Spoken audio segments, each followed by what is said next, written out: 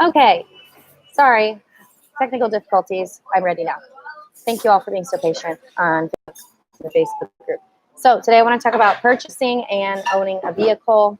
So again, drop in the comments if you plan to be purchasing a vehicle. I know Lisa just did because I actually went and helped to facilitate that process.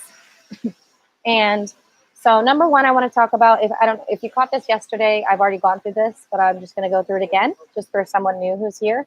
I talked about, first of all, some places where you can find a vehicle, the process of how you actually will purchase your vehicle here, because it's a little bit different than what you would do in the United States or in another country where you might be, and then some expenses that you're going to want to make note of, and then just my tips. So number one, I would say where you would find your vehicle.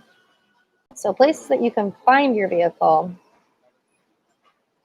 So you can get a vehicle at a dealership. So there's lots of dealerships in Costa Rica, more maybe around like the San Jose area. Even San Isidro has them. There's used car dealerships. There's new car dealerships. If you're going to be here on a tourist visa, you're likely going to be purchasing your car with cash. So just keep that in mind. And let me know if you guys can't hear me on Facebook. I hope I'm not too far away from my phone. I'm in a cafe, so I'm just going to slide that quickly. But and then YouTube, I have my head keep losing signal.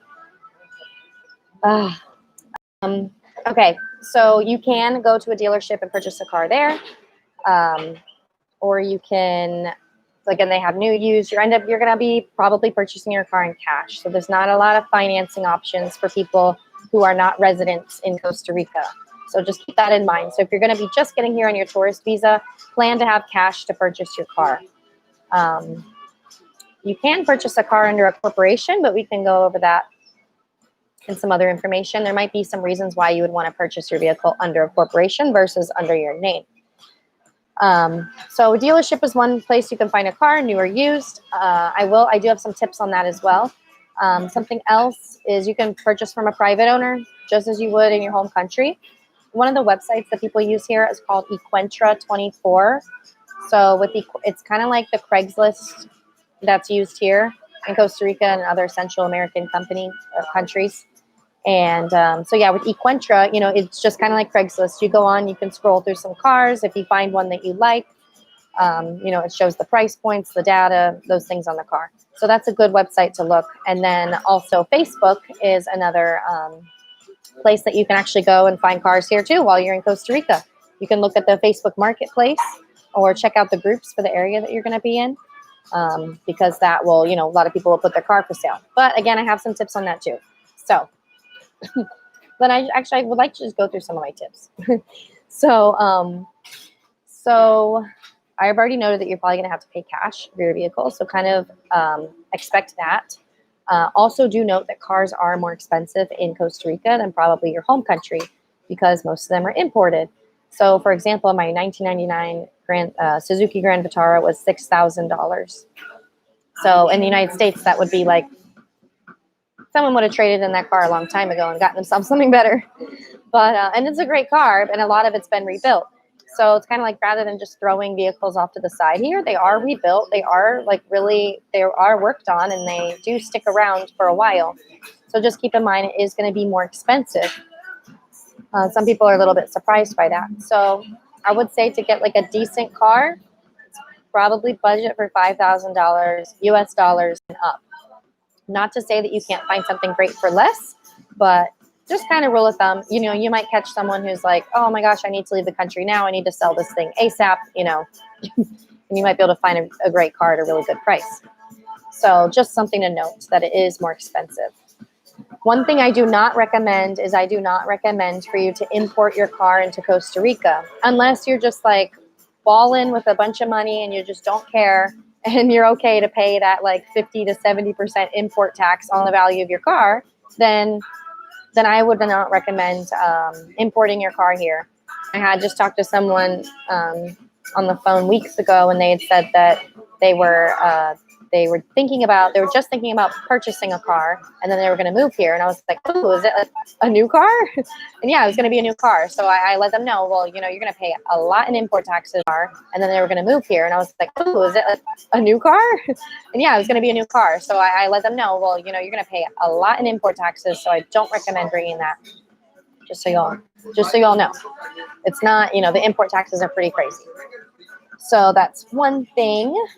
I personally recommend when you're looking for a car, look for a car that has not been up and down these mountain roads. So I'm down in Uvita, a lot of Costa Rica has dirt roads. There's potholes, things are shaking, things are rattling. The roads are not great. Some roads are pretty well maintained, but overall, it's not an easy country on a car. This really does a number on cars here. So just keep that in mind. You might want to look for a car more up in San Jose or maybe even San Isidro, but just look for something that hasn't been bounced around on mountain roads for years, because you're going to have a lot of things that have probably come apart and there's just going to be a lot of repairs. So I personally bought my car up in San Jose. The person who owned it was a professor or something, you know, and they'd imported it from the States many years ago. And it had been very well maintained. It had mostly been on the city roads, you know, so it wasn't rattling around on dirt roads like I'm doing to it every day. So I would consider that. And then in one of my other videos, I have noted that you can use a car broker to help you find a car. But, you know, you can also find one yourself. So if you are going to do that, then what I would say is always have, if you found a car, whether it's through Facebook or Equintra, and you're like, okay, I really like this car. I'm comfortable with the price. I like the make, the model. It looks good to me. Always, always, always have a third-party mechanic check the car, unless you're like a mechanic yourself. So, you know, if you're not a mechanic, have the car checked out, have it checked out for its overall state of health, you know, maybe possible repairs that are going to be coming up. So just definitely have your third-party mechanic check it out. And my last tip, this is important. Can you all hear me? Sorry, like the music is loud in here. Yeah, the music is a little loud. I feel like I'm in a dance party, but I'm just in a cafe.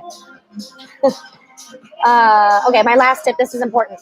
So if you're going to purchase a car, some of these car lots have they have like refurbished flood cars that have come over from the United States or other countries. So just keep that in mind. You're going to want to have your mechanic look out for the signs that this is not a refurbished car that's been in a flood. So that can happen. So those are kind of like my tips for purchasing a vehicle here. And now I kind of want to go into some of the expenses. So one of the expenses that you're going to have with the vehicle yearly is you're going to be what's called reteve. So that's the inspection. So, you know, usually you would have that where you're going to probably where you live anyways. And if you own a car, so that's something to be expected. So yeah, you're going to, what I would recommend for your inspection is take your car to your trusted mechanic. Also, good mechanics are kind of hard to come by in Costa Rica. So like, and always, another tip, always, if you're in a new town, you're going to get a car, you're looking for a mechanic, ask your neighbors, ask people in the community, other expats, other ticos, ask and see who they recommend, because that is so incredibly important. You know, here when I'm looking for something, I don't really go like mechanic Uvita. Like for me, I'm going to go, okay, let me ask some people that I know to see who they use. So word of mouth and recommendation is pretty powerful here, rather than just like Googling somewhere to go. So just keep that in mind. So when you do your inspection, you're going to take your car to the mechanic. This is what I would recommend. You could go take it, inspect it yourself, and take it to reteve, and then they may not pass you, and then you have to get another appointment and all this other stuff. So what I'd recommend is taking your car to your mechanic, having your mechanic do that pre-check for you, so then you can make sure that your car, and then your mechanic can even take your car to do reteve, to do the inspection. So the mechanic can take it to go make sure that it'll pass as well. So just something to keep in mind. Another expense that you can expect yearly is called Marchamo. This is like your car's taxes and the basic insurance. So I also do want to touch on insurance here as well. So for example, you're going to pay Marchamo by by the end of December of every year. That's when everyone needs to pay. So the price of Marchamo really depends on, the value of your car. So for example, my Marchamo is probably about $180, $200 a year. So that's just something for you to budget for and be aware of. If you do have a brand spanking new car, you can expect your Marchamo to cost more. Also, Marchamos cost a bit more in motorcycles as well than they do cars, I've noticed. So that's one thing definitely to budget for is your Marchamo. In terms of insurance, you can get third-party insurance, and I definitely would recommend it. It's actually pretty cheap. And I do have an insurance broker. Well, he does car insurance, health insurance, home insurance. He does different insurances. So he helps, look at which prices of each agency and what you want covered and things like that. So Marchamo will only cover you if you hit someone else, it's going to cover that person's damage. So you should really consider getting your car fully insured. And you can just be fully insured as the driver as well. So, no matter what car you get into, you're insured. So that's good to know. Repairs. Oh, wait. No, we'll do repairs last. So once you decided that you want to purchase a car, I just want to kind of go through that little step-by-step process that you can expect. So, you found your car, you're really excited about it, you've had it checked out, all good with the, you're comfortable with the price, the mechanic says it's a good car, you're super stoked, you're going to go get your car. So you're going to, obviously, you settled the price with the buyer, everything's good. You're going to meet with a lawyer to do the paperwork to transfer the title. So this is important because I was talking to someone and she said that I don't know how long ago, but she had just purchased someone a car from them for $2,000. Just gave them cash and I guess figured it was hers. And then come to find out, she had to do something with their car and realized it wasn't in her name, and then realized it wasn't even in the past owner's name. And now she's had this really big headache trying to get this car under her name, and it's just been a big headache. So when you purchase a car, just know that you need to go to do the paperwork with a lawyer.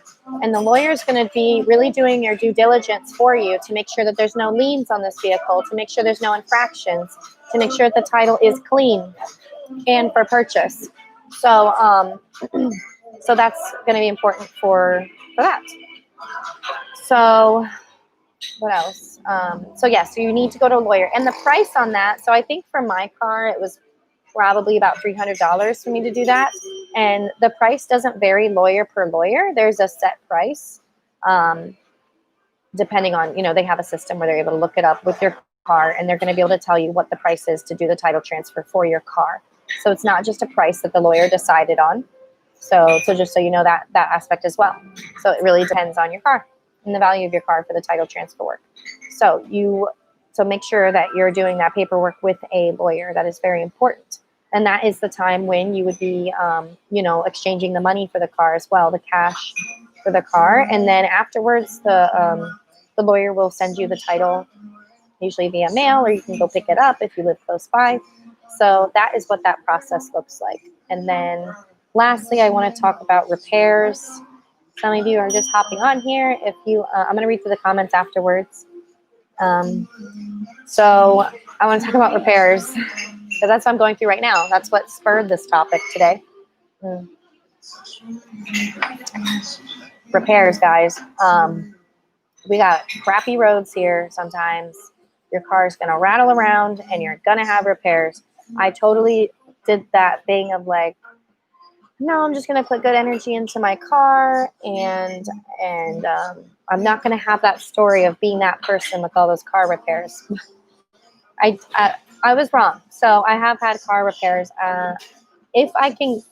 My car broke down on my way to Evita, actually. I don't know what happened. I don't know. I don't know. But the repair that needs to get done to get it moving again is like $1,000. And then there's something up with the motor that I need to get fixed. And I guess maybe that's another grand. So I don't know. I can't think about that right now, actually. But then I had to also have my car changed from an automatic to a manual. Something happened with my automatic transmission last December. And I had to, and so for that change, I think that was like $1,300. So maybe get a manual, because if something happens to your transmission, it's going to be easier to fix. but if you can drive manual and if you're comfortable with it. But, you know, there are also great automatics as well. So I'm just letting you know, like, you're probably going to have to budget for repairs. It just happens. And it's a bummer. And what can you do about it? But there will be repairs. And then, you know, so maybe be okay to shop around a bit to see who can do the work, and make sure that you really get a good recommendation from a mechanic who you know, is being honest with their pricing, and who's, you know, not just seeing an expat or a gringo face and just thinking, okay, this person has money, let me overcharge them. So it definitely is worth taking the time to ask around in the community for a mechanic to really check. Because, yeah, I would budget. Like, if you're doing your budget for Costa Rica, budget in repairs. Put repairs into your budget. It stinks that it happens. They happen way more often than not. So that's just one difference that I just want you all to know. If you are going to be here and you are going to have a car, expect repairs at some point, you know, and there are great cars here, but I just don't want people to be surprised by that. You know, I just don't, oh no, like we didn't budget this in our, you know, if you're on a tighter budget and you were not budgeting for repairs, but you wanted to have a car, make sure that you do leave enough cushion there. And also, you know, consider where you're living. If you're living up a mountain road like me, and then you don't have a car, do you have another form of transportation? Would you rent one long term? So, you know, think about, if you didn't have your car for a week, what are you going to do as a solution? Or if you don't have it for 2 weeks. So just to kind of plan ahead and make sure that you have a game plan, especially if you are going to be someone who needs a car to get around everywhere that they need to go. That's about all I had to say on that topic, but I want to read some of the comments. If you guys have any questions on owning cars, how's everybody doing? I hope everyone's doing good. Sorry about yesterday. Anyone who's watching the Facebook replay, I'm going to have to tell you to scroll in like 5 minutes as I figured out my technical difficulties. I'm going to figure this out. Okay. Thank you for streaming this. So please drop your questions so I can answer them for you while I'm on here. Let's see. Mark will be cruising here at the beginning of next year. That's awesome. Leo is trying to move to Perez de Ledon. How is the market in Perez? Well, what kind of market, Leo? Are you like the farmer's market? Because the farmer's market's fantastic. So, or the car market? You can purchase, there's plenty of cars for sale in San Isidro as well. And, you know, it's also not too far of a shot from San Jose as well. I guess I can hear you very well. Great, because there's some background noise. So I'm glad that people were able to hear me loud and clear. That makes me, that's because you guys are on my headphones. Okay. Sam asks, hi, Sam. I am getting to your thing next for this annual license cost. And is there a Smog certificate required? Okay. Looks like Leo had answered that for you. So yeah, that's the Reteve. The Reteve is, basically emissions, inspection, things like that. So license costs, I don't think there's an annual cost, and you're not going to get your actual Costa Rica driver's license until you're a resident. I can do another live on kind of that process and what that'll look like. But so your driver's license when you're driving in Costa Rica is your visa, your tourist visa from your passport with your license from your home country. So that's what I use. Okay, the car market. Yes, Leo, there's plenty of cars. I mean, San Isidro does have a lot of mountain roads outside of the city. So again, just ask them, like, figure out where did they live? Where were they driving this car on a regular basis? So you want to know how much has this car been rattling around for however long they've had it. Ron asks, to bring a car over, you mentioned paying a fee that is the percentage of the value of the car. Who determines the value of the car? That's a good question. I'm not sure. I should look that up. I will look that up. I'm not sure, to be honest, but I can't imagine. I'm not sure. Maybe when they do some imports, you got to go through customs. I guess I would assume customs will determine the value. If you have things come through customs, you can be taxed on those items, and I'm guessing that it's customs that determines the value of the car. But somebody please correct me if I'm wrong. And I'll look a little bit more into that. That's a great question. I don't see any more questions on here. Where's everybody watching from? How's everybody doing? I finally got to the beach, and after 3 months, that was good. That was pleasant. Our beaches are open now from 5:30, no, 5 or 5:30 until 9:30, which is great. Sunday through Saturday, which is excellent. Before it was just Monday through Friday, 5 to 8:30 or something like that. So, but yeah, things are okay in Costa Rica. Streaming from Philadelphia, PA. Miss you too. But yeah, everything's been pretty quiet here in Costa Rica. Very quiet. Maybe as you guys have read, our borders are supposedly supposed to be opening in August, but we're not really quite sure what countries they will be allowing in. I will keep updates on the Facebook group as I find them out, or sometimes other people post updates as well. And we're all just hanging in there, right? Everybody's just hanging in there. Okay, there's no blue book value in Costa Rica. My wife imported a $3,000 vehicle from the States. They charged us $4,000 in charges. Yeah. Yep. So that's why, yeah. Do not recommend bringing your car. Do not recommend it. Just get one here. There's plenty of them here.